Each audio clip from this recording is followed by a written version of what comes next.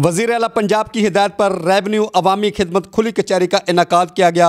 DC office Lahore में वज़ीर आला पंजाब की हिदायत पर रेवेन्यू अवामी खिदमत खुली कचहरी का इनेकाद DC ऑफिस लाहौर में किया गया, जिसमें रेवेन्यू अवामी खिदमत खुली कचहरी में रिकॉर्ड की दुरुस्तगी, फर्द के अजरा, डोमिसाइल, इंतकाल का दराज, इनकम सर्टिफिकेट और दीगर मुतफरक दरखास्तों के केस सुने गए। DC लाहौर मुदثر रियाज़ ने अवामी खुली कचहरी में अवाम उन्नास के मसाइल सुने और उन पर अहकामात जारी किए। इस मौका पर additional deputy commissioner revenue Abdul Rauf Mehar और असिस्टेंट कमिश्नर सिटी तबरेज मरी भी इनके हमरा थे। खुली कचहरी में 10 बजे से लेकर शाम 3 बजे तक 70 से 80 तक की दरखास्तों पर अहकामात जारी किए, जिनमें रेवेन्यू, डोमिसाइल, हेल्थ और एजुकेशन के मसाइल की शिकायत थी।